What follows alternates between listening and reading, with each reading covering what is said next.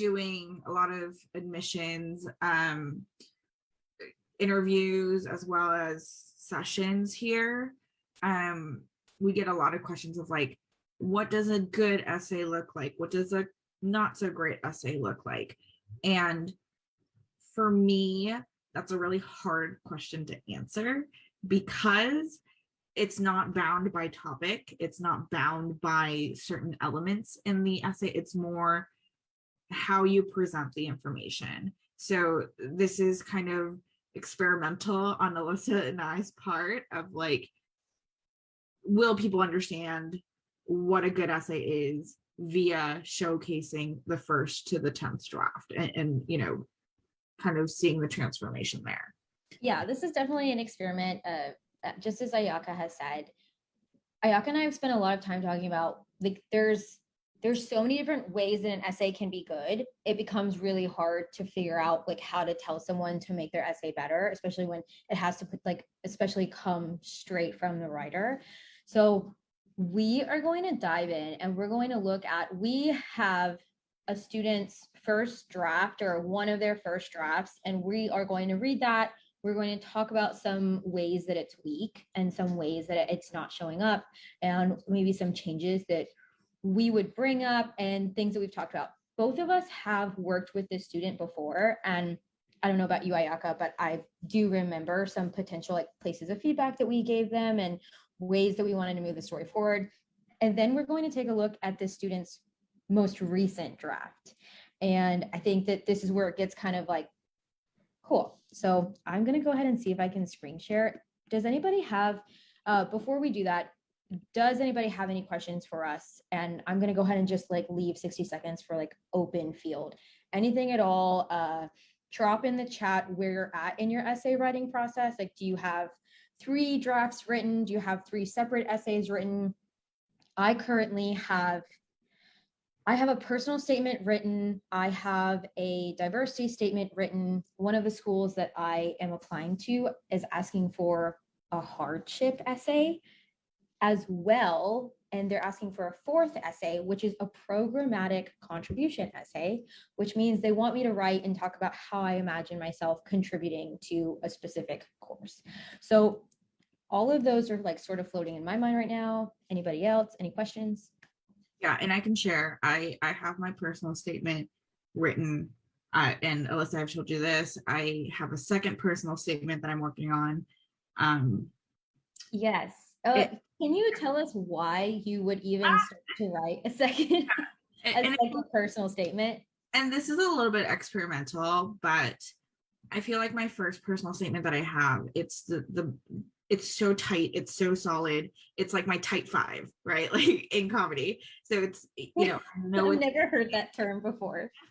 It's, you know, I know it's gonna hit. I know it hits hard on all the things that I want to say, right? Okay, I see. I want to go to law school. The second personal statement is more true to who I am as a person, right? I'm much more of a positive, let's bring the smile, let's bring the, you know, like the let's go get it, like energy, right? And so, you know, and not necessarily like that hype up, but a little bit more true to the journey that I've taken as a person over the course of, I don't want to call it 20 years, but, you know, like as an adult, the journey that I've taken, and where I am now. And Alyssa and I, you know, we just got off a meeting and I called it being a hummingbird, but yeah, you know, going from one place to another, and it doesn't feel like it's continued my personal journey, but in actuality, it's a step forward every single time. I want to just like backtrack right now because Ayaka, we just spent an hour together, Ayaka and I, and like talking about essays. And so we know what we're talking about, but just to like slow down for anyone else, like if you are someone who maybe has like a really diverse set of background and like you did this job and maybe this job where you started, Ayaka and I actually see quite a lot of applicants that are studying medicine, and then you can see like a skirt moment in their transcript and like they start to like back it up, and then doesn't matter like what your background is, but what you call that hummingbird effect is like if you maybe have a lot of different things going on and you're trying to figure out, okay, do I look chaotic or like are all of these can I actually create like a storyline of like why this is all happening? And I'll tell you like a great example. I like to say a great example, but it's kind of, it took me a bit to kind of work it through, but I've worked as a English tour guide at the university. I was a fitness instructor. I worked in legal for a very domestic Japanese company. I worked in cybersecurity. Like, there's just like hip hop through the world.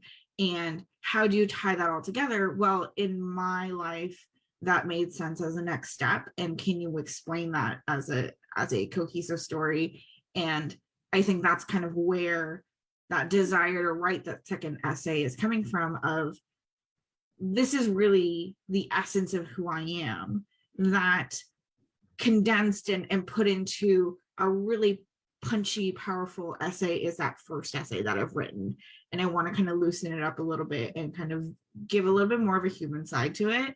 And that's where that second essay is sitting. So I was gonna say that that's interesting that you brought up like a little bit more of a human side to it, because if I had like an edited video and there was like a little pop-up that could be like, another thing that we keep seeing in applicants is that people are writing these like personal statement essays that are really serious, and I am not discounting serious.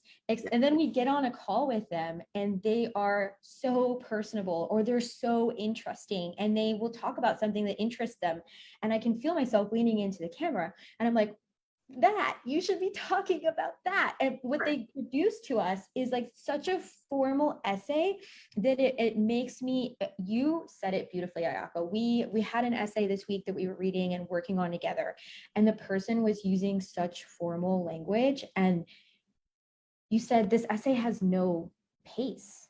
There's no momentum. There was no momentum in the essay at all, because the person was just kind of like formally saying these really long statements that I can't even bring up off the top of my head right now. But again, that directness and that personalness and bringing that human side to it, it's actually really, it seems like it's hard to do because we're not seeing it a lot. And then people say to us, well, I don't want to come across as unprofessional.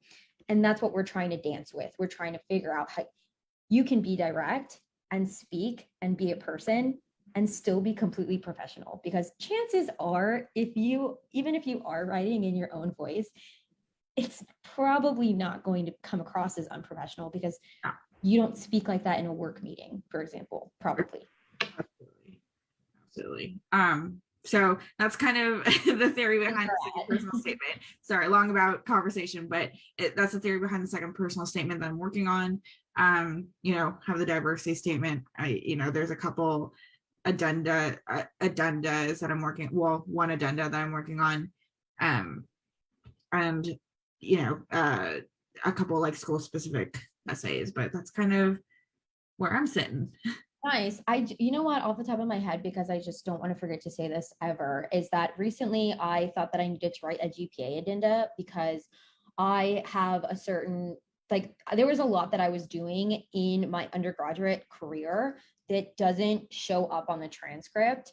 And there's just this gap of where I was and where I was spending my time. And it's not showing, it wasn't showing up on the resume. It wasn't showing up on the transcript, but it's valid. And I really was spending my time doing that. And I recently was just working with someone and trying to figure out, like, where do we put this? And I was going to write a GPA addendum.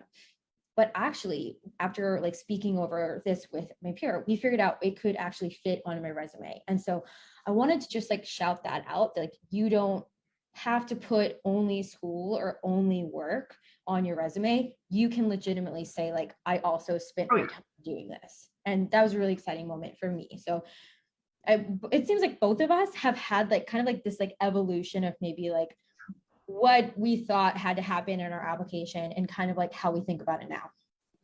Absolutely. Okay. It looks like we have a comment in the chat too that Claudia is in her 6th draft. That's good. Great. Yeah, good for you.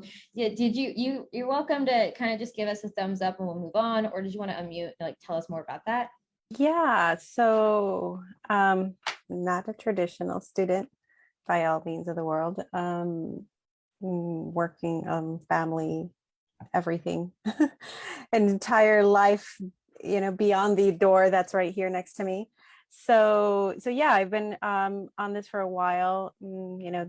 My entire desire since I was small is to go to law school, and I do work in a legal profession, executive vice president in a company, and trying to do everything all at once. So there it is. It is chaotic, and as Ayaka says, the hummingbird effect, right? You have everything. So trying to narrow down, what do they want to know about me? What do they want to see? And so I have all these drafts of different pieces of how do I come across it in a statement where it's authentic. Yeah. And I think that that's for me where I'm struggling the most, is to come out as authentic, personable and professional, and also introduce a side of me that I think I'm still trying to figure out who I am, because they're going to ask, why law school, right? Why law school? And it's like, you don't want to answer the same question that everybody answers, but it's being real. And I think that's for me, the biggest thing is, how do I come off as real in a statement? And so that's why there's so many drafts and addendums and all kinds of diversity statements that I've worked on, that I'm just trying to kind of tailor it down to really meet the needs of the specific school that I'm applying to, so that it comes off to who I am, and not necessarily just a synopsis of my life, but really who I am. Right. I think you hit the nail on the head there with knowing that one of your biggest challenges is not just carrying out like everything you've done, but trying to say what you've done, why it's important to you, and why those experiences make up who you are, like who your core values are, and why you're ready for this next step in your life. I think that it sounds like you have a really good idea of what your challenge is. And also, Claudia, it sounds like you've put in a lot of time and effort into it. Yeah, it's like, I think I'm driving myself crazy. So it's I guess it's a good thing. Yeah, definitely. But Ayak and so Cheetah, actually, you and I just spoke about this a week ago or 2 weeks ago, about how to know when do you hand your, like, what to edit, and do you use a lot of edits yourself, or do you give it to someone else and put other eyes on it? And Claudia, Ayaka and I, we absolutely love to do deep dives with anybody in the course. So email us. Anybody can email us that's listening to us right now. It's admissions@lsatunplugged.com. That goes to Ayaka and I. Send us your draft, and we'll spend a whole class doing a deep dive and helping you clear out your thoughts. That's one of the perks of being in the course, is that you get both of us absolutely helping you and working with you on that. So I'd love to talk more about that, and maybe we can help take some like the crazy off of it, because so Cheetah and I mentioned that sometimes like the longer you're looking at a draft, like the more you're not sure what actually is important to the person reading it. Like, and Ayaka says it so beautifully, like, we know ourselves and we know what happened and we know the faces and we know the stories. And so we'll tell stories and we'll leave certain things out, or we'll go too far telling about something that we're like, okay, we got it. Like, it's so hard to communicate. Absolutely. And let me tell you, there was a time when I looked at my personal statement, there's one sentence that didn't sound right, and I said it to myself 10 times, it like over and over again, trying to like figure out where the accent point is in that sentence. It gets a little nuts. So I do that too. I'm so happy to know we're the same. So Cheetah? I agree. And then like looking at the drafts over and over again, and then like Alyssa said, right? You don't know what to put, or you want to put certain things and leave certain things out. So I remember, Alyssa, we did, like, when we started writing the personal statement, right? Like, I kind of, I have it written, and then I would say a lot of things to her, and then she's like, what? Put that in there. Write that down and put it in there. That's important. Like, I want to know more about that. But because I guess for us, like when you write your own personal statement or whatnot, you kind of like, the backstory, right? So you would mention something so briefly and give no context whatsoever, and you expect someone else to understand, and you don't, like, I didn't even realize that I was doing that, because I guess in my head I understood what happened. I knew what happened, and I just left that whole part out. And just, if everyone was to read this, they're like, well, I'm wondering where's the other part of the story goes, did it get lost somewhere else? And the other thing too that I like, that's something that Ayaka and both Alyssa said a few weeks ago, during one of these personal statement session, is that not only having like talking to your peers who you're comfortable with, your friends, your family, but also like if you're comfortable sending it to someone who doesn't know you, right? So when they read it, they kind of give you like a I guess you, and I mean, you want to let them know like, hey, I want as honest. Don't be afraid. For me personally, like, don't be afraid to offend me. Just, like give me reviews and feedbacks and honest opinions, right? So that's just something that I learned, and that I think is really definitely helpful in terms of writing your personal statement. Definitely. I think if you want a competitive personal statement, you absolutely have to have multiple people looking at it. Absolutely. No brainer. Okay, let's look at this first draft, and then we'll Ayaka and I will talk about like what we would have told this person and what we did tell this person, and like see where currently it's kind of at. So I'm going to share my screen. All right. Can everyone see this? Yes. Okay, nice. I'm going to read this out. I have it pre-booked. Okay, so here we go. Oh, give me one moment here. Let's see. All right, so starts out like this. I am an exceptional performer. My two earliest memories are this. One was when I first experienced abuse from my parents when they locked me in our Texas garage, wrapped in a blanket, scared of the dark, and the huge, ugly space wondering, how will I get out here? The second being given a blue ribbon with the gold lettering, first place at a dance camp. I remember thinking, these people aren't very nice.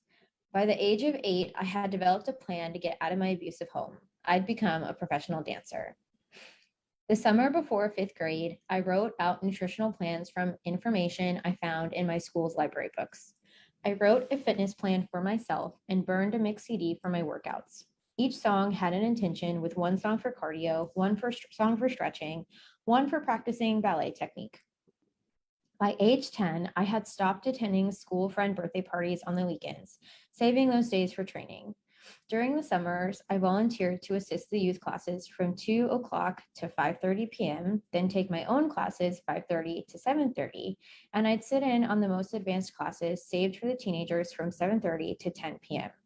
I did this 5 days a week. The other 2 days a week, I stayed at the dance studio, dancing in my own practices and sitting in on all the others from 5:30 in the morning until the last dance ran at 5:30 in the evening. I was accepted into a dance program. I spent many nights reading their website and memorizing the awards given to the classes prior to mine entering that fall, setting my focus once again. In some of the harshest times, when my bedroom lights flipped on in the middle of the night and my mother or father would take scissors to my things or start to slap me in my bed, I would think of how I would receive the Outstanding Freshman Dancer of the Year award. By the end of my time at school, I received Outstanding Freshman Dancer of the Year award, Phoenix Award, Phenomenal Recovery from Injury, Outstanding Choreographer 2 times, and Outstanding Performance Awards. And it goes on, but that is the first thing that was presented to Ayaka and I. So Ayaka and I have a 5-wave system in which we sort of will go through an essay. The reason we have this 5-wave system in place is because I would say the very last wave gets caught up in grammar and details. And when we start to get too close looking in on that in terms of the first thing that we like our plan of attack, we really miss the opportunity to even start out with, is this topic and is this content really effective and working for this person? Like, does this put this person in a good light? So our first wave has to do with like topic selection and content. So Ayaka, what would you say about the content and the topic of this? I think when we first took a look at this, it was very much in the conversation of like, does it answer whether you want to go to law school or not? Clearly, not a clear 100% answer here. And we always come back to this question of like, is that important? Is that 100% necessary in an essay? I think 99.9% of essays, yes. There's that 0.1% that you don't need that answer. and the qualities that you talk about in an essay kind of answers that question for you. So I think this is one where it could lean in that direction of, clearly this person is dedicated. They've done their research at a very young age, done their research, have committed so much to this profession that they've gone for. Now, so that's kind of where I'm like, in okay, terms of like topic, yeah. yeah, And yeah, I would say that in terms of topic and content, I think that it does well in terms of like selecting something that maybe only this person could talk about. Like, I'm not seeing generic statements or saying like, this is what everybody goes through. So I do like that they're bringing it out from their own perspective, and like they're just like bringing out their own account. Now, that being said, I think that the personal accounts in this is just way too narrowed in. Number one, in a childhood timeline. This is just, I don't know how old this person is, but like talking about the summer before 5th grade, unless this person is applying for law school in 6th or 7th grade, like that's a really weak statement to bring out in terms of like an example of showcasing themselves. So I understand, like I see this a lot actually in applications where somebody's trying to build a childhood timeline in order to prove a lifetime issue or like a lifetime journey, or like saying, or like even trying to prove like tenacity or some sort of change of perspective. Like they are trying to use time as a weight, like a weight that proves that they really are meaning what they say. And I think that what you and I always find, Ayaka, is that who you are presently, you are the person that is asking to go to law school. You are the person right here, right now. And so the closer you can get into, we just talked about this, taking ownership over who you are right now and taking ownership and processing that, you're going to be a little bit better off for it. Yeah, absolutely. And I think, a lot of times, even I have that origin moment of like, I did mock trial in high school, and, that's kind of the spark and interest. I write nothing about that, right? And it's just, and it's a result of the high school self is not applying to law school, right? The person who has lived a lifetime after that moment is applying to law school. So that's kind of why I get really iffy on childhood memory and being that's the reason why you're going to law school. Not that this person has done that, but it's very tailored. I actually like that point that you make, because again, Ayaka and I are not saying that you can't talk about childhood. You absolutely can. I think that making it for a purpose and not making it like the center of the story. Like what I have in terms of the problem I have with this particular essay is that it is very like child-centric in terms of their timeline, in terms of their origin story. And I'm just going to talk about content again. The 3rd paragraph, it absolutely just goes into resume mode. It's almost as though this person like mentally crashes and like doesn't know like what else to talk about, and so kind of just starts to like recount maybe like something that they did get or like something that they went through, where it absolutely, like I feel like this essay is missing a lot, and like it does go on just a little bit, but this I'm actually not surprised that this person crashes, because they spent so much time in a childhood timeline. To me, it probably looks like they don't even know where to go from here. For sure. And I think, the listing of stuff, that all adds to it. What I do like to commend is, kind of the ownership of this person took with saying, I am an exceptional performer. And, I've said it quite a few months ago, but it's like, this is the point where you can flex who you are, right? There's no one out there on admission saying, this person is not a great performer because this person didn't do X, Y, and Z. Like there's no one out there doing that. And for you to be able to say, I am an exceptional performer, I think that shows ownership in this person and saying, and awareness. The one piece that I do have with this, and this is in terms of content, and I understand this is the first draft, so it's not the biggest issue at this point, but there's this slight shadow of abuse in the background. In that mentioned once in the first paragraph, it's taken out, and then it's mentioned again in the 3rd. Now, this is not something that I'm going to say like you can't talk about. You can talk about it. but I can't see commitment to that subject in this essay. If this person wanted to talk about it, they need to commit to it. If not, take it out because it's distracting from the story. I think that that's really interesting point that you make, and I'm going to kind of back it up for a second in terms of this first sentence. It says, I'm an exceptional performer. You know what I find really funny, and that Ayaka, you and I have talked about, is that people trying to build hooks and then accidentally building a hook that they never follow through with. And what I'm seeing the follow through in terms of mostly it's just the second paragraph, because the first and third paragraph actually say like a whole bunch of nothing in terms of like what this person's actually doing.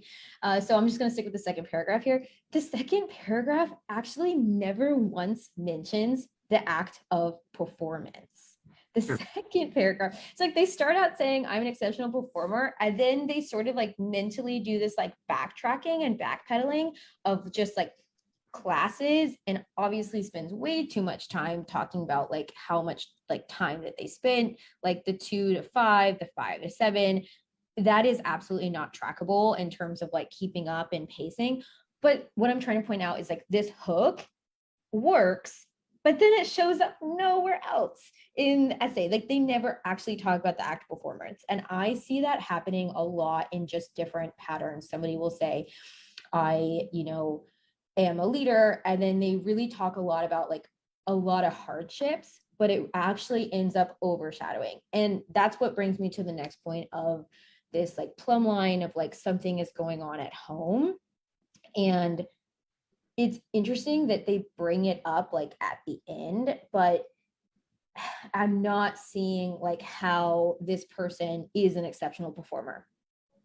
I'm seeing that like they have trouble at home, but that's not really working for me. I agree. And I think so one thing is I do know that this is a first draft, so I don't really mind the kind of ongoing explanation of the effort that goes behind the great performer. However, I do agree there is no follow-up to what does it mean to be a great performer. And I think the effort of that comes out in the whole the awards that this person has gotten, right? Like the outstanding dancer, recovery from injury, choreographer, performance, like all of that, like that tells me, okay, this person is an award-winning performer. I mean, at the same time though, to bring those things up, I'm being really picky, and this person is totally fine with that, but bringing those things up, and if I remember correctly, the rest of this essay doesn't really talk about those awards.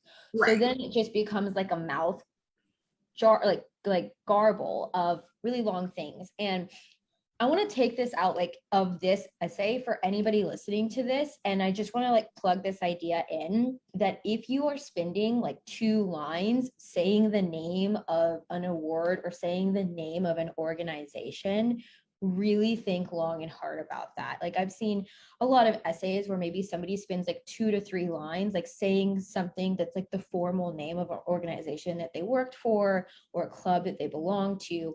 And I just have to wonder like if that's the most effective use of space. And I've never seen it done entirely well. Like, and so if you're using these really big things, like just take up a lot of words, I would advise against that. I agree. Because sometimes saying a nonprofit is easier than saying a whole name. And it's more expressive. So anyway.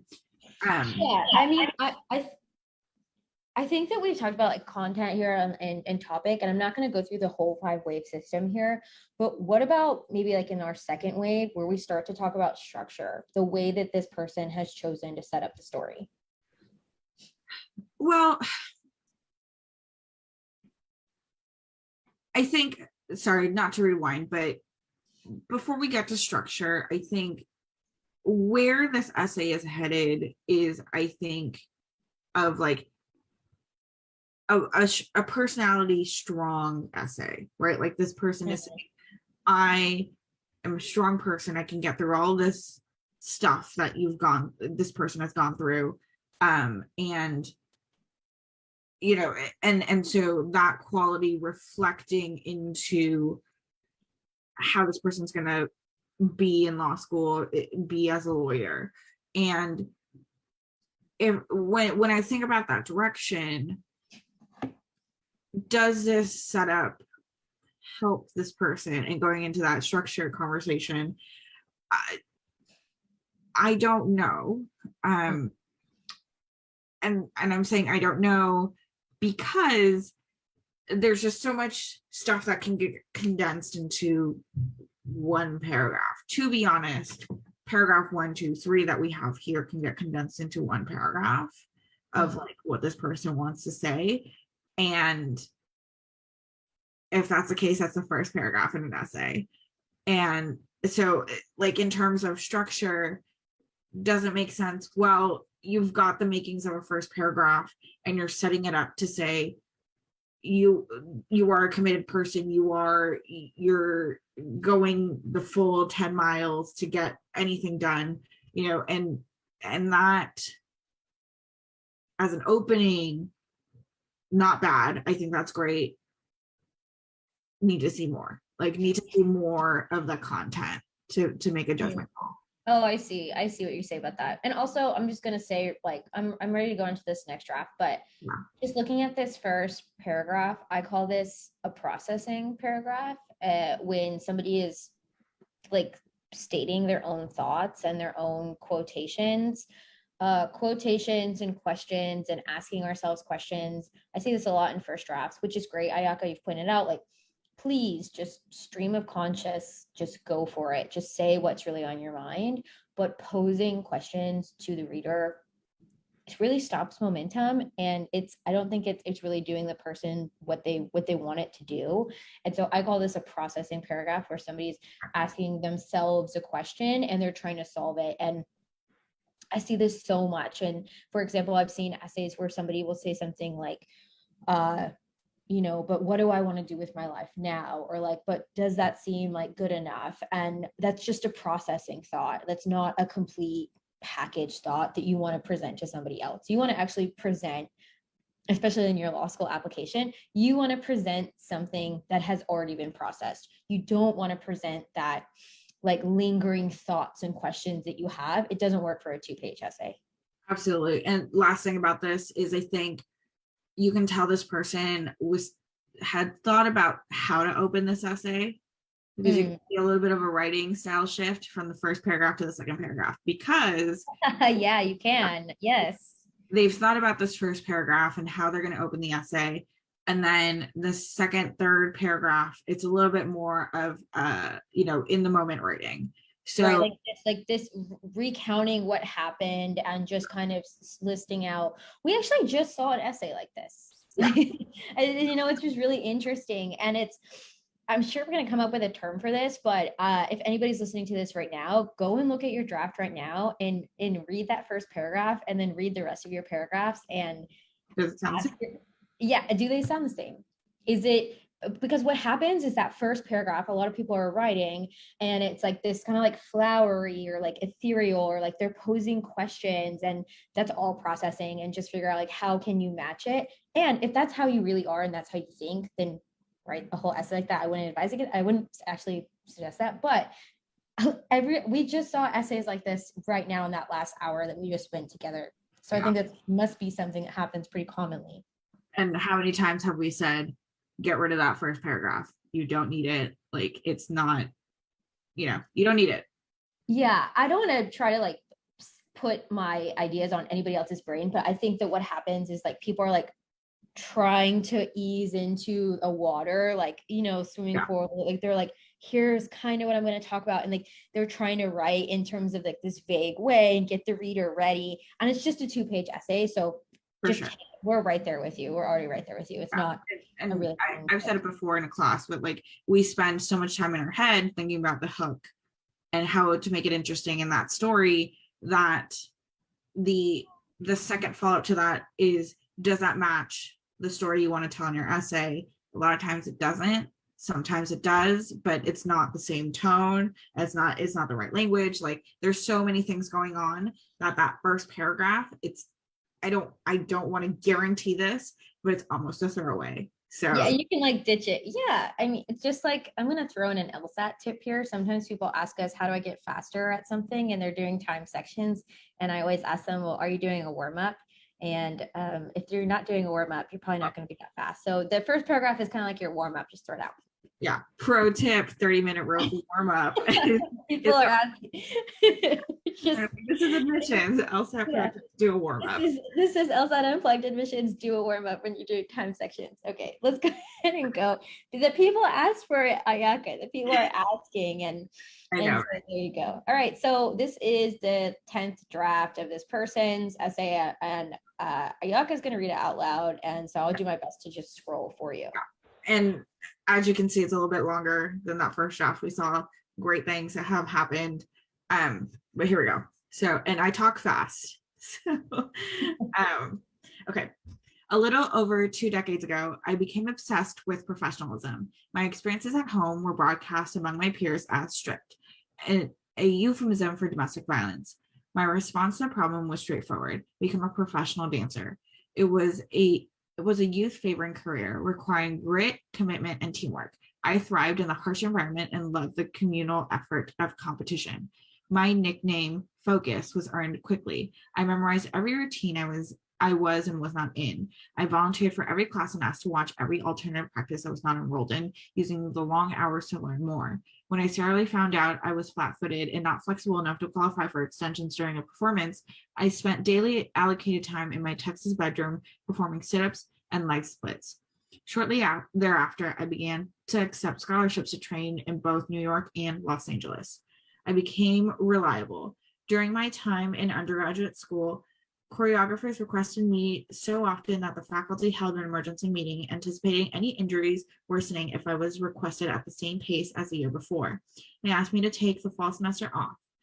In that time, I brought a notebook with me everywhere, detailing how the body swings with gravity, somatically approaching choreography. Upon my return, people mistook my charisma on stage for a spur of the moment inspiration. It was from hours of organization and studying the work down to when to take a breath. One of my most rewarding performances happened when the choreographer asked me to walk around a stage imagining love for 6 minutes. The other dancers performed outrageous stunts, flipping one another, legs reaching the sky while twirling and jumping and reaching dramatically all around me. The piece ended with me finally overcome with the love I was seeking. I expanded my legs and arms, allowing my head to reach back while my leg reached forward, stretching, finally freed, all in slow motion. I was described as magnetic and nuanced in the textures of complex performance. Some audience members shared that they were in tears by the end of that piece. I felt moved. And yet, after 2 decades of certainty towards a goal, I was caught by surprise. I was walking down the street of the Mission neighborhood in San Francisco and proudly saw myself on posters outside the Mexican Sweetbread Cafe. A local reporter was interviewing me. He asked me how it felt to work in a job where I got to be me. My mind startled. I left that night wondering what it meant to finally be myself, as the reporter had suggested. I thought of the unpleasant ways I had come to build my skill set of mental resilience, the strength that contributed to my artistic distinction. In the middle of nights filled with assault, I had concentrated on freedom. When my parents performed acts meant to terrorize, I used my imagination. I stayed focused. I knew what attracted me to dancing in the first place. It was the connection I felt while working within a team I was not experiencing in the demands of living in a physically abusive home. I had reached for the first obvious profession available to me at the time and succeeded in understanding how long-term commitment works. I know my years of proven dedication, severe discipline, and imagination can be repurposed. I am competitive, but the years of working with people from all over the country and traveling internationally has made me intensely empathetic and globally minded. My dancing has nourished in me a compassion for humanity and a psychological endurance that I believe to be of value for furthering my education. The art of performance is fluid and permanent, open to interpretation by the audience and to the dancer at the time of showing. I find it interesting to produce something meaningful from endless amounts of detail. When done right, the large amounts of research a dancer synthesizes can leave an audience member changed. I'm finished. Okay. This almost doesn't even seem like the same person. No. And I would say in a good way. Wow. Wow, strong statement. I think more fully formed thoughts and ideas. I would say it seems as though this person has attempted to shift away from like, this is what happened when I was little, into like, this is the foundation of like how I'm walking the earth as an adult. I think like this person is trying to convey more of that like pushed out, like zoomed out view of what makes them them. And it seems like this person is trying harder to make that right turn into why a legal career. I think it's not fully there. And something that I really struggle with in terms of the content of this essay is that this person has given us, yes, that deep dive into like sort of that lifelong commitment, but they've also like almost exhausted the reader. Like it's just a little bit too much. And I've said this before, and I'm going to say right now, like I can sort of tell when I'm reading something that someone's written and they're trying to catch every fish in a sea with like one net. And it's really hard to convey what this person is trying to convey in a 2-page essay. I agree. And I think for me, this essay, I gotta like back this up, but this essay peaks at the wrong time. If I agree. and It's like kind of like, it feels like it's like dragging, like just, I feel like this, you know, when you put too much stuff in the trunk of your car. yeah. You Well, can okay, so pull it out here. tell me if you feel differently. But for me, I feel like this essay peaks at the whole description of the most rewarding performance. For me, that's like a moment of like, this is real. This person takes us on that journey of being on stage and takes us on the dream of dancing, and it's so beautiful. And I'm like, that being smack dab in the middle of the essay, it almost, whatever you follow up with, it's going to feel weak. Wait, did you say whatever you follow up with, or what, all the stuff before that? Because I'm like, the stuff before it feels so like, it peaks at this moment, and then it's almost like you're released from that beautiful moment, and it's like, well, crap. So that's kind of, and you know, I can kind of tell where this person is going in terms of that switch to law school. Understand, like, it makes sense to me, but because this moment is so beautiful and so rich, I'm like, there needs to be a little bit more space between this moment and that law school piece. You know what I just got like interested about when you were talking is that when you were talking about the peak and like that, like, it's funny because when you were reading it out loud and you're like, agree with me, you know, or not, when you were reading out loud, you almost like roller coastered up when you said one of my most rewarding. And that's actually something that I find that you and I are actually kind of continuously asking applicants to do more of. Like, what part of that experience was the most exciting to you? Or like, what part of that mattered to you? Because when they do get stuck, like this person did in that first, like, if we look back at the first draft, like they're telling us about all these awards, but they don't actually tell us, like, did those matter to you? Like, or like, was that hard to get? Like, they're just recounting. And so I think what we're both feeling from this fourth paragraph is like, this is why I was doing that. And I just kind of like randomly in my mind played around with like, what if, I don't know, Ayaka, what do you think about this? What do you think of like that was the hook paragraph? Like, it starts out. You're saying you're gonna say the same thing. Same person. I'm like, you should open with this because number one, it's not pretentious. and it's telling us who you are as a dancer. Like And takes us right there. right. And you're still saying you're different from other dancers, right? And so it's kind of it's differentiating you in that way, on top of you're a dancer trying to go to law school, right? So this switch happening, I think that would be a great way to open this essay for this person.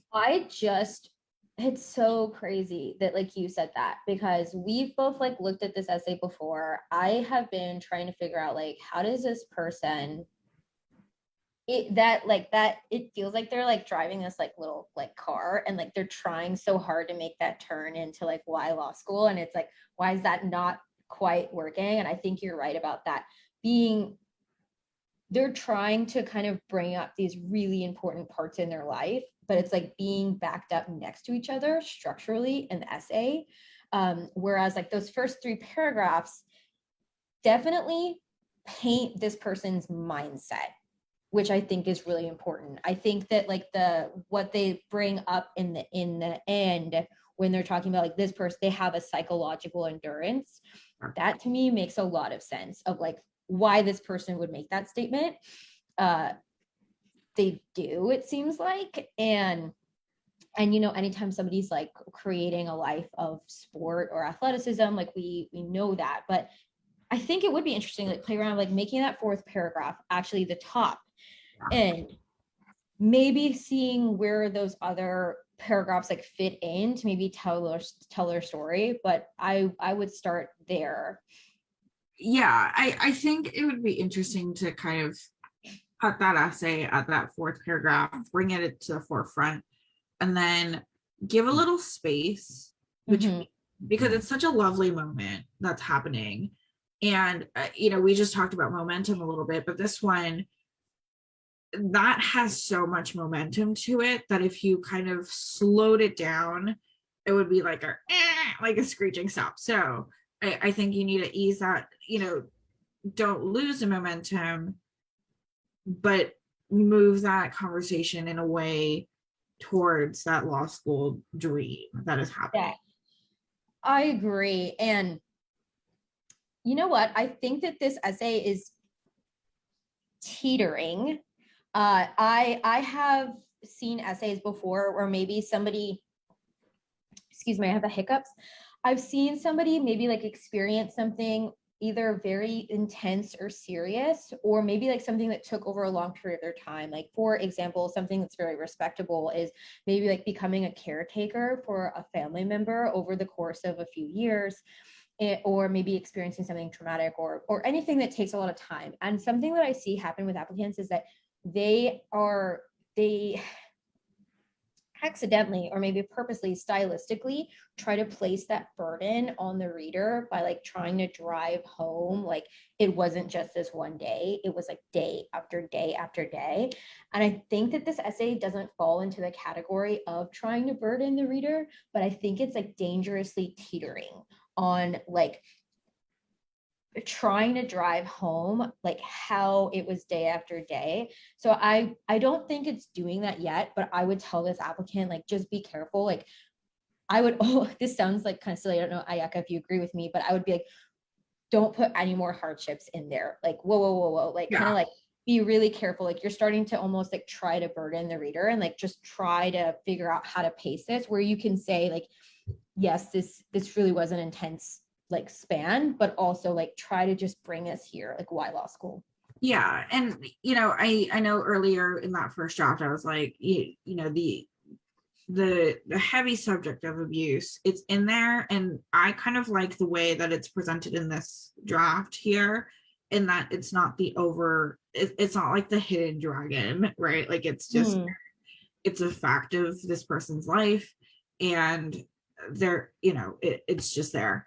And the essay comes back to that idea of like, this was sort of not an escapism, but kind of this ability to connect in a way that you couldn't connect in the family. So that's kind of, I understand that distinction that this writer made. Here, I think where I get a little tired reading is the second and third paragraph of like, okay, flat-footed, not flexible enough. So you're working on it, and then you have I don't know if it's injury.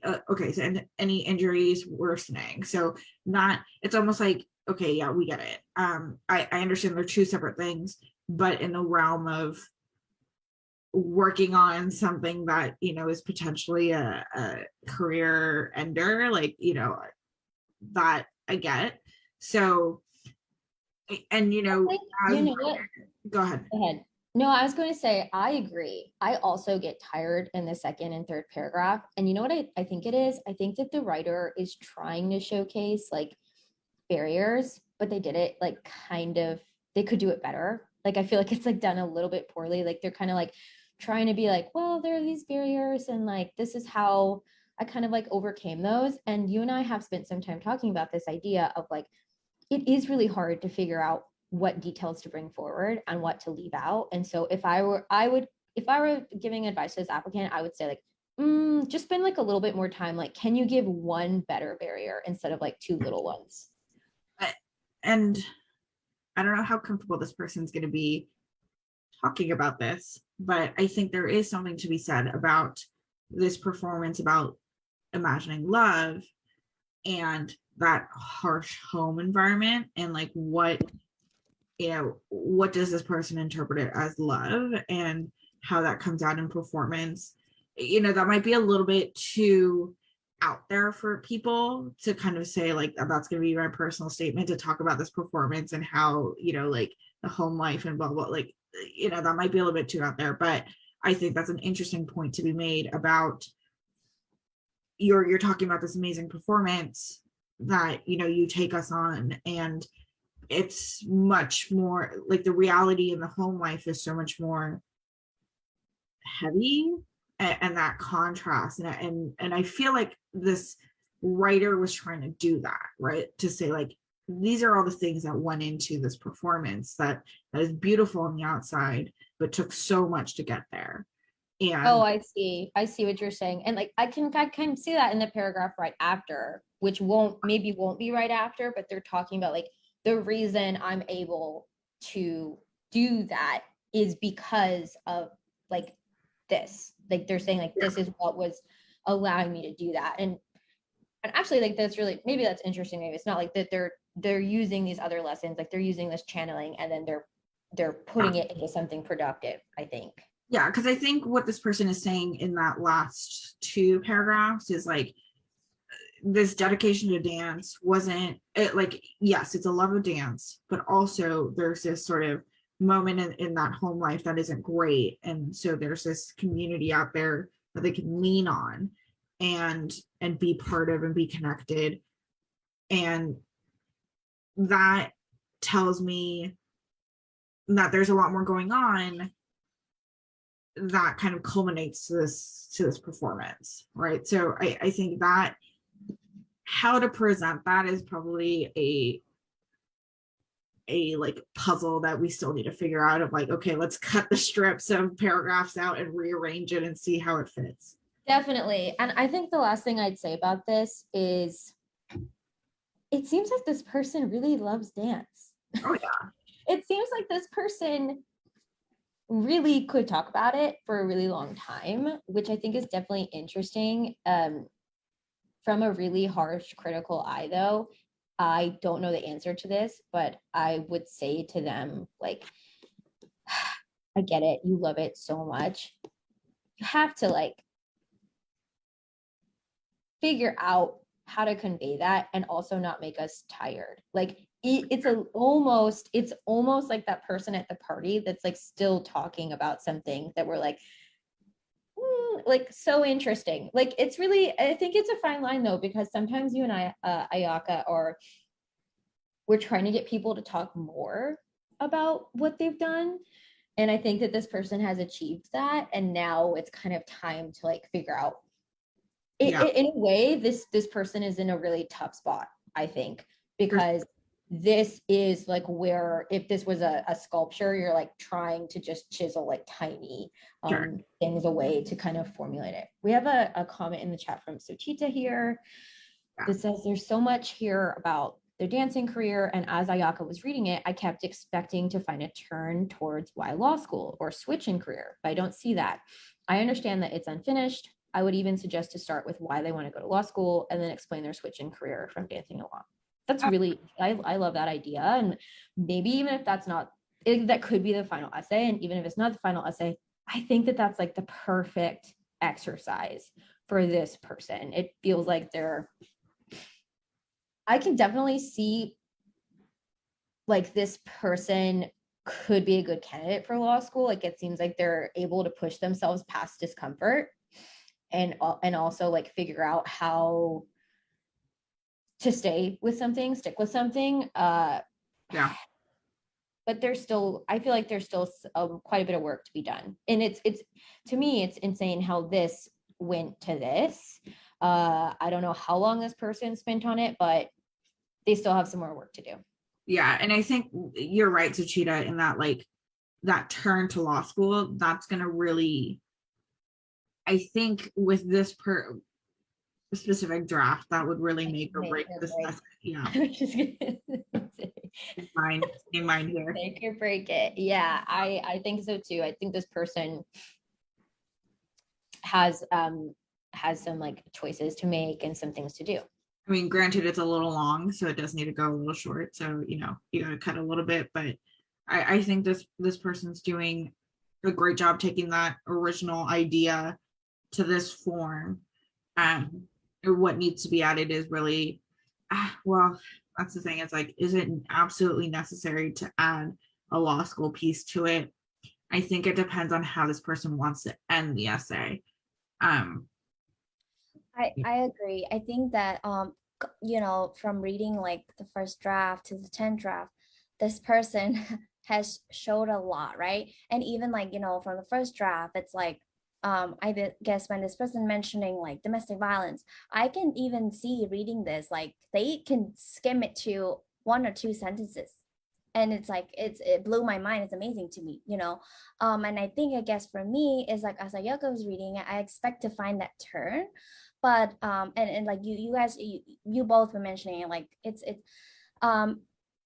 nice, I guess, to know, you know, Flatfoot, you're you know, this person have been through a lot and obviously have put a lot of work, but like I'm expecting that turn and it didn't show up, you know, like, and yeah, you know, like kind of expecting that, because like for me, I guess is like if you're it's more so much about the dancing career, but I didn't see that turn. And I guess I don't know, another way, and then like you said it, you know, suggested this person that they could play around and see kind of like why law school, and then to kind of explain, oh, this is what I did a lot, as you know, for my dancing career, but now and this is why I switched it, right? And then kind of wrap it up with that like reasoning of you did all of this, you're a professional dancer, you know, and then now why this person decided to go to law school. Mm-hmm. Yeah. And this is I know we're over time. Super like creative decision that I'm just like throwing out there for this person. I love this like moment of, you know, figuring out when to take a breath, right? And that I totally understand, because like when you know, a lot of times when you're talking in front of people, I have the little commas of like where I can take a pause and breathe and all that, right? Singers have to do that, right? Yeah. And I think if this essay started with that moment of one of my most rewarding performances, that's like the inhale in the essay. Mm-hmm. And then, but I don't want the essay to end in an exhale, because that feels a little weak. So there needs to be a moment of another moment in this essay, and that's what I'm looking for. And I think that's the challenge with this essay, and it would be wonderful. I don't know if it can be creatively done. I know I'm asking for a lot, but if we can do some sort of, not a metaphor, but this kind of like echoing of breath in the essay, it would be a beautiful essay in that way. But that's just a creative moment that's like beyond content and beyond anything. Like, you know, that's not gonna make it, you know, it would sound better, it would feel better, it would roll off better. It's just not, in terms of content, not necessary. Ayaka, you're such a beautiful commentator. I'm like, I want it to be so much. We can do it. We can do it. Yeah, I think what's really interesting is that this applicant has clearly, like, I don't know what they this where they want to take it, but it seems like this is actually where it gets harder. And I think that draft is where Ayaka and I want to see everyone at some point or another, is figuring out how to create that breadth in the essay. And that's why we want to talk to everyone. That's why we want to work with you all so much. And that's why we want to look at your essays, because this person, I have to be completely honest, if I had seen their first draft, I don't think I would have expected them to be able to write a draft that looks like the 10th draft. And that was done strictly by just us, Ayaka and I, talking and figuring out how to get this essay to a better place. And as well as with Sochita. Sochita's been in the room also with this applicant. And that's what consultants do. That's what we do. And so we want to do that. Email us at admissions@lsatunplugged.com. If you're in the course, send us your drafts and we'll spend an entire hour working with you, just like we just did with that applicant. Thanks for tuning into the show. Please subscribe if you haven't done so already to be notified of new episodes as I release them. And feel free to reach out if you need anything at all as you move forward with your prep. I'm happy to help however I can. In the meantime, I wish you all the best and take care.